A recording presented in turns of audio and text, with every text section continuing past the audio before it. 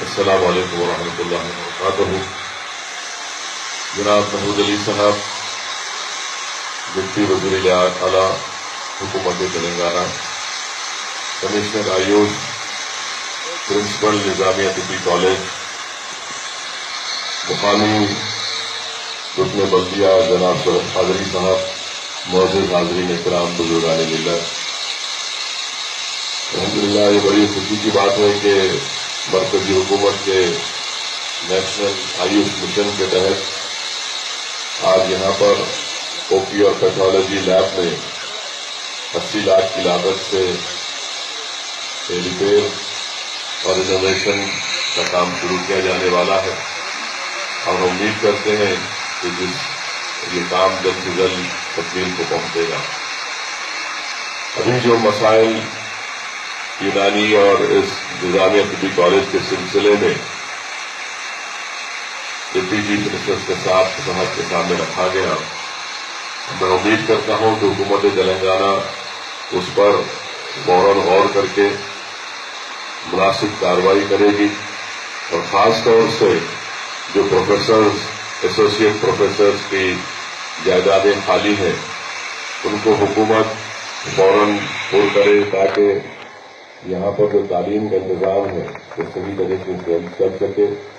اور حکومت تلنگانہ کی پالیسی بھی یہ ہے کہ تمام جائیدادوں کو پر کیا جائے، امپلائمنٹ کے مواقع تمام لوگوں کو حاصل ہوں.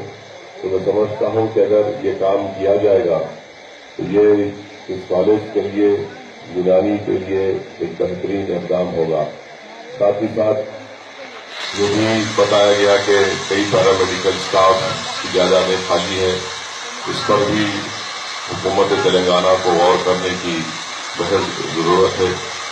یہ کام ایسے ہے کہ اس کے لیے کوئی نیا فائنینشیل الوکیشن کی ضرورت نہیں ہے. یہ جائیدادیں سینکشن پوسٹ ہے، اس کو صرف حکومت کی طرف سے پور کرنا ہے. کوئی فائنینشیل کمٹمنٹ تو اس میں نہیں ہونے والا ہے. سینکشن اسٹرینتھ کو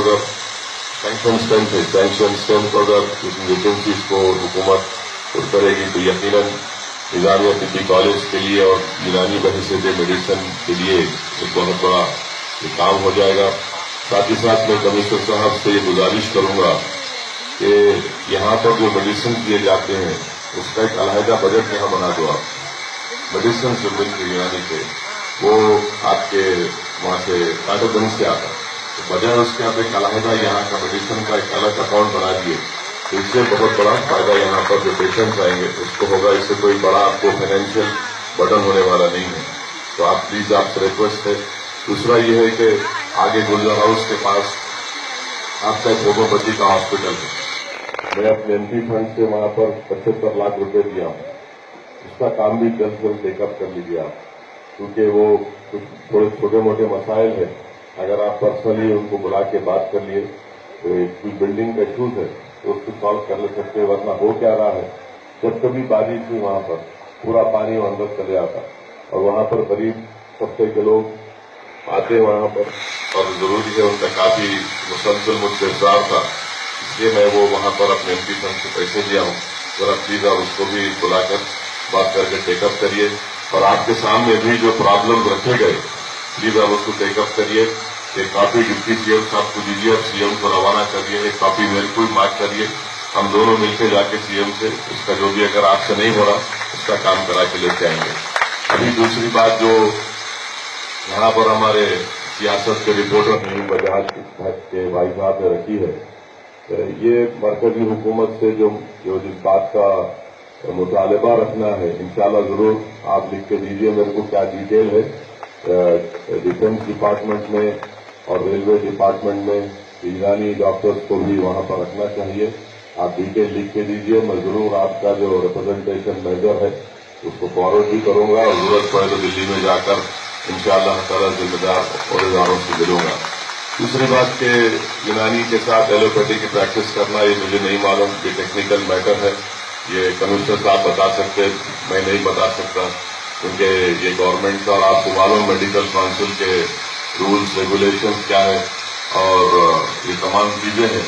ایسا نہ ہو کہ ہر کوئی ڈاکٹر بن جائے گا تو کہاوت پہ ہو جائیں گے نیم حکیم، اس لیے احتیاط سے کام کرنے کی ضرورت ہے. مگر یہ ٹیکنیکل میٹر ہے, یہ گورنمنٹ سے رجوع کریے آپ. جو ہمارے پاس ہے انشاءاللہ تعالی ہم کوشش کریں گے. میں پھر سے ہمارے محمود علی صاحب کا یہاں پر آنے پر خیر مقدم کرتا ہوں, اور اس موقع کا فائدہ اٹھاتے ہوئے حکومت تلنگانہ کی توجہ اس بات پر بھی توجہ مبذول کرنا چاہتا ہوں کہ مکہ مسجد میں میں بار بار اس بات کی توجہ دلا رہا ہوں, ہمارے ایم ایل اے صاحب بھی آپ کو دلائے ہیں کہ وہاں پر ایک کمان میں اوپر پانی آنے سے کافی خطرہ ہو رہا ہے. یہ فائل پینڈنگ ہے عمر جلیل صاحب کے پاس. عمر جلیل صاحب کو صرف 1.5 کروڑ روپے سینکشن کرنا ہے, اور بار بار عمر جلیل صاحب بول رہے نہیں صاحب میں پورا ایک جامع پلان بناتا ہوں. جامع پلان بنتے وقت بنے گا, مگر اگر وہ 1.5 کروڑ روپے جلد سے جلد دے کر آرکولوجیکل سروے آف انڈیا والوں کو نہیں دیں گے, کام نہیں کریں گے, خدا نہ خواستہ اگر کچھ گر گیا اس میں سے اس کا اوپر کا گچی کا حصہ رمضان کے مہینے میں کسی کو کوئی نقصان ہو گیا, کوئی زخمی ہو گیا, اس سے نام ہم تمام کا خراب ہوگا. لوگوں میں ایک تشویش پیدا ہوگی, اور بہت زیادہ تشویش ہے محمود علی صاحب اس کام کے سلسلے میں.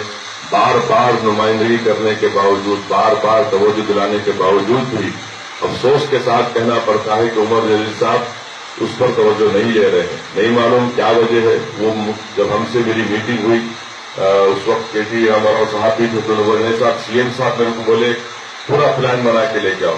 اسی وقت ہمارے جو شہر کے انچارج منسٹر نے کہا کہ آپ کو پہلے 1.5 کروڑ کا کام کرنا تھا, اب یہ سب پلان بناتے خود بناؤ.